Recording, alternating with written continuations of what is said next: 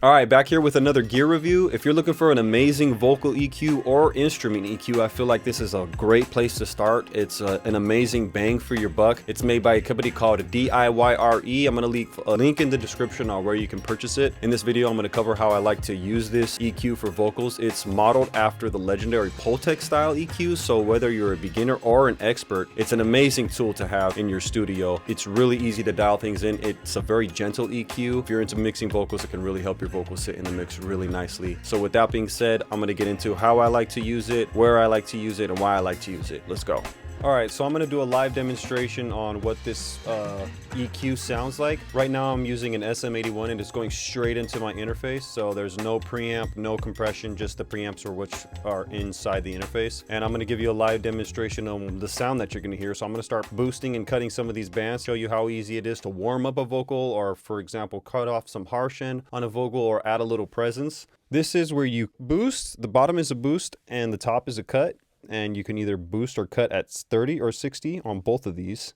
And then obviously you have the bypass in and out, where you can bypass and hear the raw signal or with the EQ engaged. And then it also has the ability to have a boost on 10K or 16K and then a cut on 10K or 20K. So I'll let you hear exactly what it sounds like. I'm going to turn all the knobs all the way down so the EQ is not doing anything when it's engaged. And I'll let you hear me kind of adding in some low end. Here, there's some low end being added. You can really bring it in, kind of pull back. And this style EQ does something really cool where you're pushing and pulling bands that are in the same area where you can kind of get some magical tones going. So as you can see there, it kind of removes some of that low end.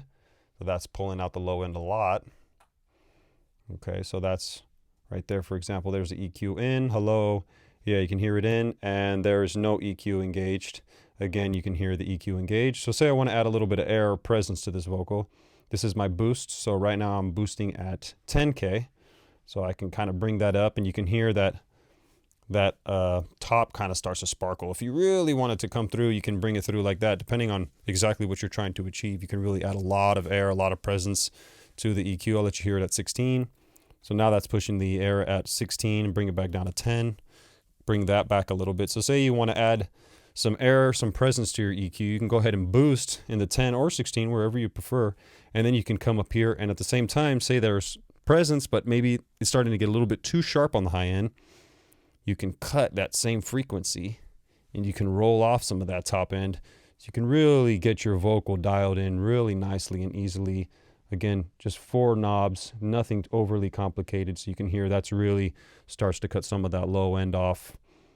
So based on what you're trying to achieve, yeah, this EQ is a very, very nice. It adds some really nice harmonics. There's a transformer inside of it, so it does some nice saturation. Also, the second you start to engage it, it just kind of adds a little bit of depth to whatever you're EQing.